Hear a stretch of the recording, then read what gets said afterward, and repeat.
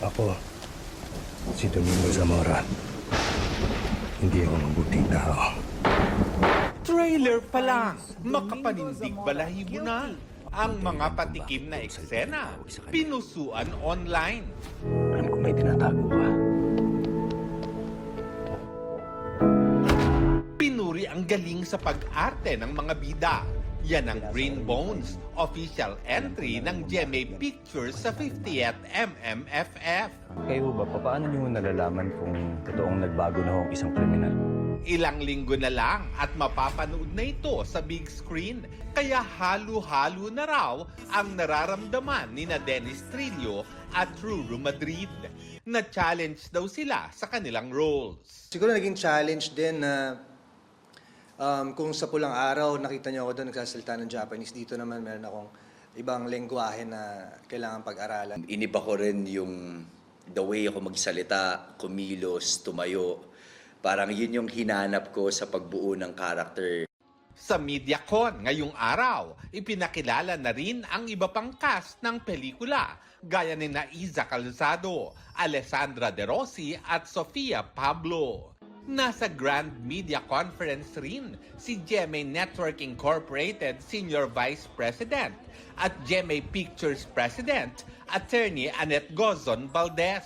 Well, nakita ko yung reception sa trailer pa lang. And kahit na paulit-ulit pinalabas, nakakakilabot siya talaga. But this I can promise, malayong maganda yung pelikula kaysa sa trailer. So talagang I'm very, very proud of this movie. Napakaganda, very heartwarming.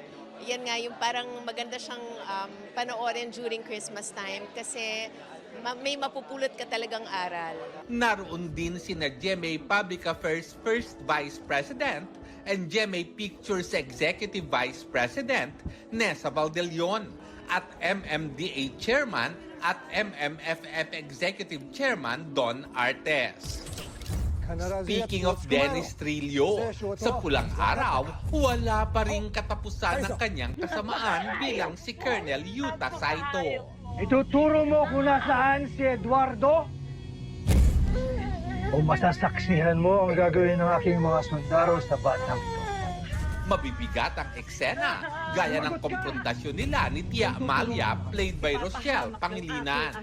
Ano makakasiguro na hindi mo sasaktan o gagalawin ang aking anak?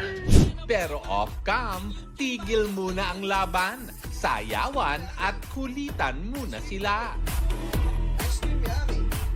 Para sa GMA Integrated News, ako si Lars Santiago, ang inyong saksi.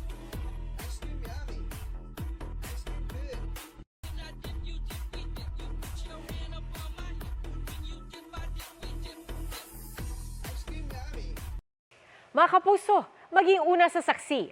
Mag-subscribe sa GMA Integrated News sa YouTube para sa iba't ibang balita.